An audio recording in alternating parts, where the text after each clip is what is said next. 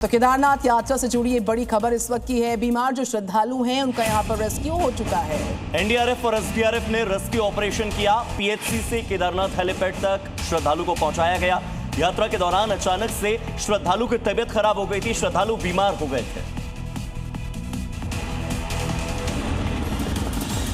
दिल दहला देने वाली इस घटना ने सबको झकझोर दिया, जहां एक युवा श्रद्धालु अचानक गंभीर रूप से बीमार होकर जिंदगी और मौत के बीच झूलने लगा। लेकिन प्रशासन ने रेस्क्यू अभियान चलाया और हालात पलट दिए।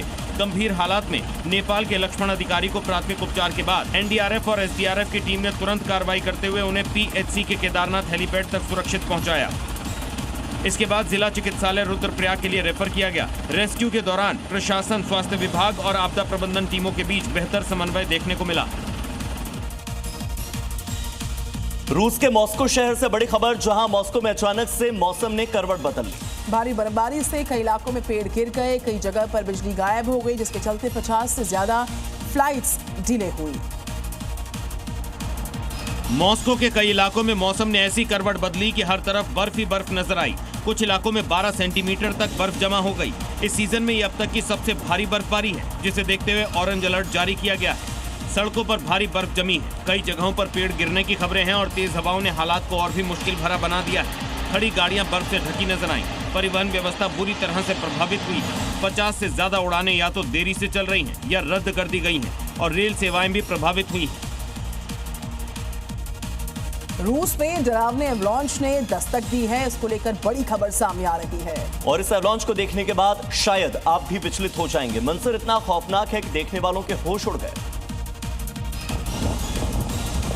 और उस खौफनाक मंजर की ये रही तस्वीरें। ये कुछ और नहीं बल्कि ग्लेशियर में आए एवलांच की तस्वीरें हैं। जैसे ही हिमस्खलन हुआ, आसपास अफरा तफरी मच गई, मानो पहाड़ियों का सीना चीरकर कोई पदार्थ बाहर निकल रहा हो। बर्फ के सैलाब ने सबको चौंका दिया। उसने सब कुछ अपनी गिरफ्त में ले लिया। जिसने भी तस्वीरों को देखा वो हैरान हो गया। बताया गया कि उस वक्त वहाँ कोई मौजूद नहीं था, नहीं तो बड़ी घटना हो सकती थी। अभी तक किसी के हताहत होने की खबर नहीं है।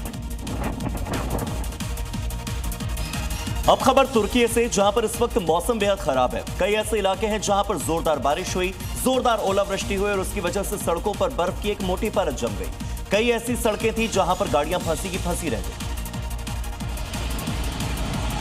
वाहनों को निकालने के लिए सड़कों से बर्फ हटाई गई।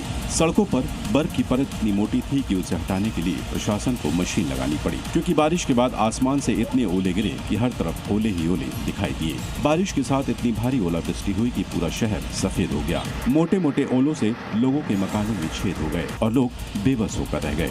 अचानक मौसम का मिजाज बदलने का असर यातायात पर भी पड़ा। मतलब साफ है, ओले गिरने से तुर्की पर कुदरत की दोहरी मार देखी जा रही है।